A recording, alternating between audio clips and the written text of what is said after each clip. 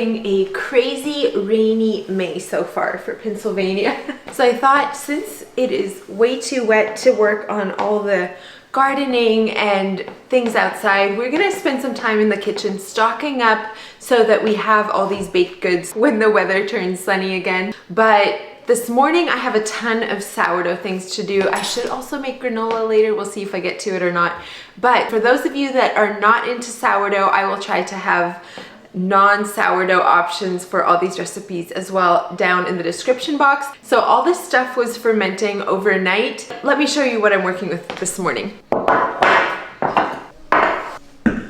right, we have 5 bowls ready to go here. I have 2 loaves of artisan bread. We have 2 sandwich loaves in here. We have English muffins, and we have double chocolate muffins. So that's what we're gonna be working on first thing this morning and get all these things baked. I think I'll start with the artisan since that needs to sit for a while. When I'm mixing a lot of recipes like this, I like to just put sticky notes on them so that I make sure I don't mix up what dough I have in what bowl. A number of you that were here way back when I did my Sourdough 101 video have been asking if I'm still using my potato flake starter, and the answer is no. I have completely switched over to the flour and water starter. I just fell in love with it, have been really digging that here the last year maybe. So I'm not using the potato flake starter anymore. If that sounds new to you and something you'd like to try, you can check out that video. I'll try to link it down below. I used to think that one was a little bit more like no fail, less finicky, but after doing the flour and water starter for this long, I would recommend like just starting with the flour and water one. Really not nearly as finicky as a lot of people make it out to be, and you do not have to be advanced baker in order to use it. Moving on to my sandwich loaves, let me show you how nice and puffy and bubbly this is. It always makes my day. Don't you just want to punch that down? For the sandwich loaves, I just have my 2 loaf pans. We are gonna divide this up. Now, I don't need this dough at all. I love this little, it's just an icing scraper, but it works great for getting the dough out of the bowls without getting your hands all sticky. So usually I just dump this out, divide it in half, and then actually instead of kneading it a lot, I'm just gonna kind of press it into a triangle, roll it up, and then do the same thing I do with the artisan rolls as far as like pulling it tight and then popping it in here. Super, super easy.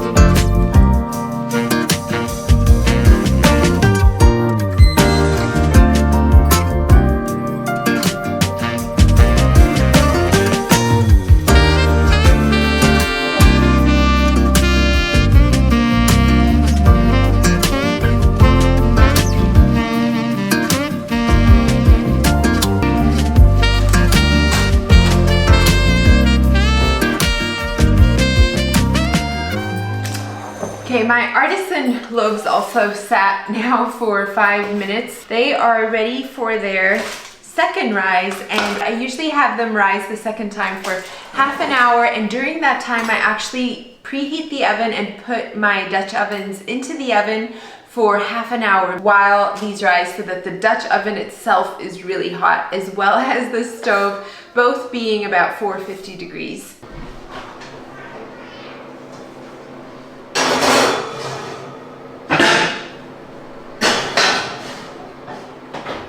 Meanwhile, I'm gonna cover my sandwich loaves. These need to rise for, I usually have them closer to 2 hours. Again, times are so dependent on the weather and the temperature in your home.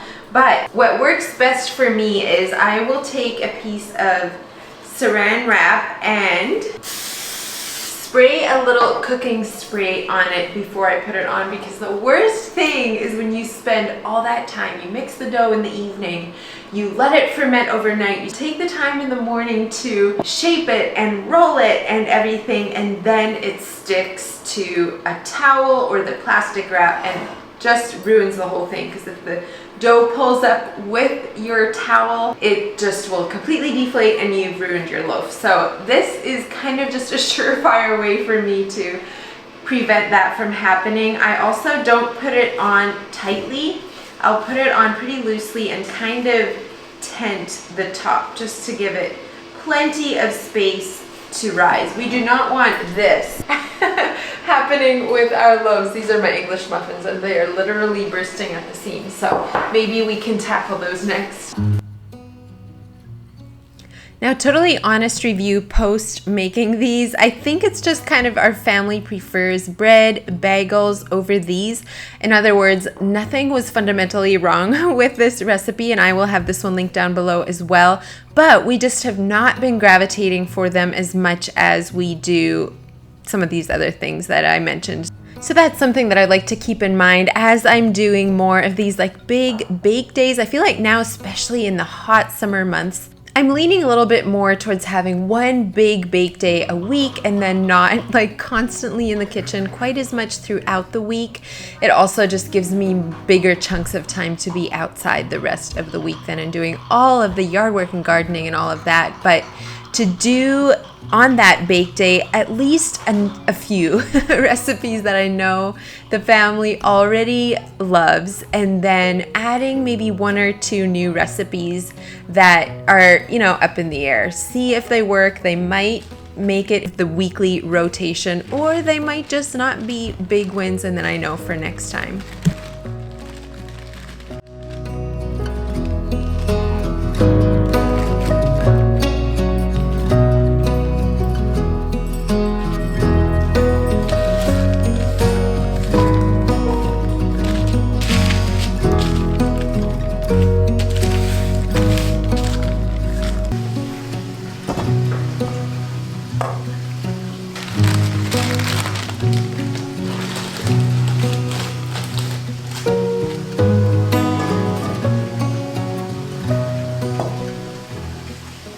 Got the baby fed and my artisan loaves are baking now. It is almost time to make our English muffins, but not quite. So I think I'm gonna quickly try to get a batch of the sourdough double chocolate muffins into the oven. I wish I had tulip liners for this. I don't right now, I need to order some, but I'm using these silicone liners again that you would have seen in my last video. I was very impressed that they do not stick at all. So that's brownie points.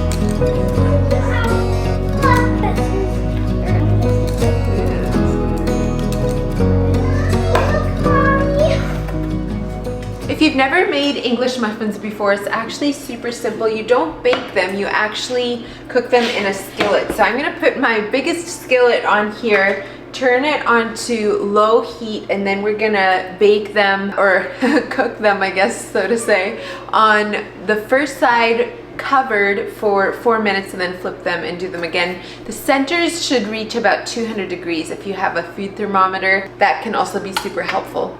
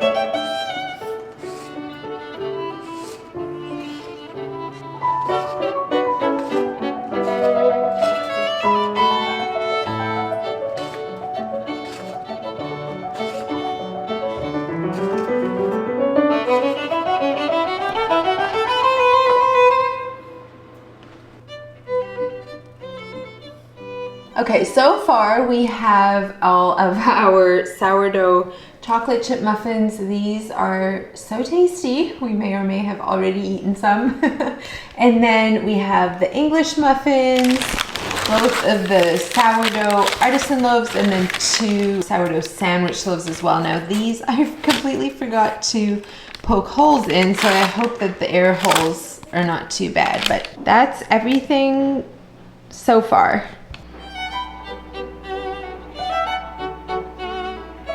Well, I hope you're having fun. This is a lot of fun for me. I love doing all kinds of sourdough things in the kitchen, and it is yet another rainy day. So I have a few more things I want to make today, like this pizza crust, and I have to show you these bubbles.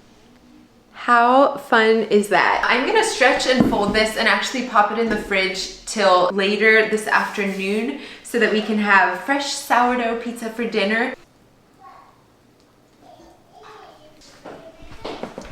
Now I want to start with one of our favorite lunches, which is these like pretzel buns, but in a sourdough version. So I will link below the pretzel. It's like a soft pretzel recipe that is sourdough. I'll also try to find one that's not sourdough if you're not into sourdough. And I am going to basically divide this up into a bunch of little balls. And then I cut my cheese into little like logs, I'll show you in a minute, and wrap that with 1 or 2 pieces of bologna, pork roll, really any kind of deli meat. Wrap that and then wrap the sourdough dough around that, and it just makes delicious, kind of like mess-free sandwiches. So I'm gonna do that, and then we love having it with this homemade Chick-fil-A sauce. I think I shared it a while back. I do homemade mayo with some barbecue sauce and mustard, and it is delicious. So first up, I'm gonna cut this into logs. I had it in the back of the fridge and it got a little frozen, so it's a little bit discolored now, but should still taste good.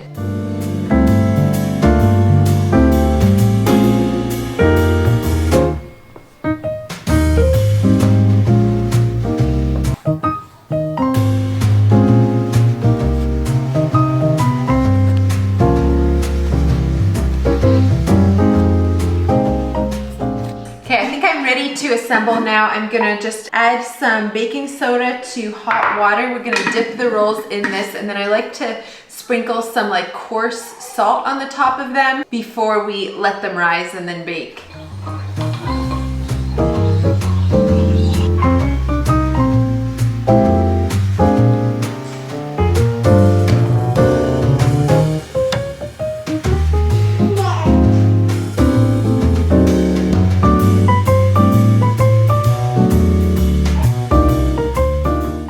Go like hotcakes at our house. The kids and Josh, everybody loves them for lunches. Even dinners with a salad or something are delicious, or snacks.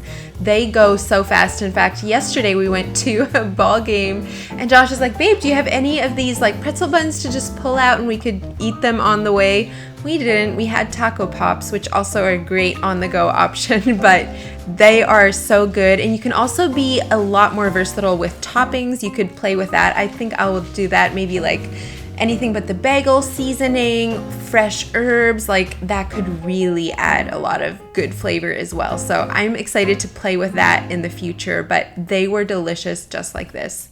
I mixed a double batch of the sourdough soft pretzel recipe and got 3 pans. So they are ready to go now. You can see my timer sitting there. I'm gonna let them rise for about half an hour, and then I'll put the first tray in and just keep going till they're all baked. Moving along now to graham crackers. I mixed these along with those other doughs last evening. So the process from here is actually identical to what I did with my Cheez-Its in last week's video. I am just gonna go ahead and divide this in half, roll it out between 2 layers of parchment paper, and then we'll bake them. So really easy, and I'm so excited to try these. I've never actually made graham crackers before, but I thought this would be a handy one to learn before we get into campfires and s'mores and summer.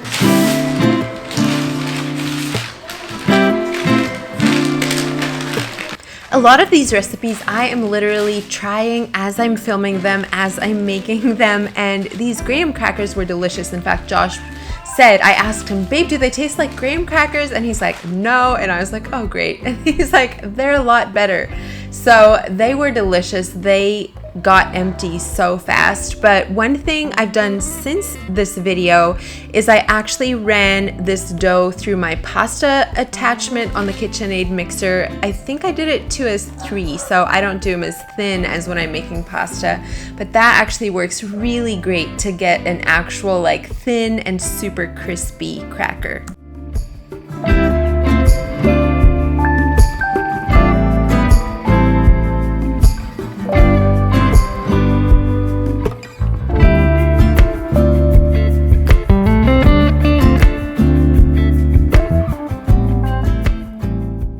All right, it is a while later now. We had almost an entire pan of those stuffed pretzels for lunch, and these 3 are all that's left of my graham crackers. This is what they look like. I would say the taste is very similar to graham crackers. You can tell mine are a little thicker. I probably should have rolled them out a little thinner, so they're a little bit maybe chewier. I don't know, but I think they would be delicious in s'mores. So definitely want to keep this recipe on hand for summer with s'more season. And now I'm actually getting ready for, we have Bible study tonight, and so I want to bring a dessert. I thought it would be fun to do a sourdough fruit pizza, so that's what this batter is. I'm going to go ahead and bake it now and let it cool so that I have time to put all my toppings on before we need to leave. Made it here, but all I hear are all of the voices inside of my mind, bringing all the doubt and all my fears, all tangled up, caught in all of the lies. I'm searching for the missing piece, looking for a song to sing, to calm this heart inside of me. Oh, it's the love you are, so unconditional to me. Oh, oh, so unconditional to me, deeper than any scar, yeah, higher than any. Totally running out of time here before we need to leave for Bible study, but the savory pizza turned out so delicious, as did the fruit pizza, but I was a little partial to it. It just felt like more like a brick oven type pizza. I did it on my cast iron skillet, kind of like these little mini personal pizzas, and they were delicious. So I will make sure to leave that recipe for you down in the description box below. Thank you so much for joining us today. I hope you were inspired, and I look forward to seeing you next time. Bye, friends. Golden, golden thing.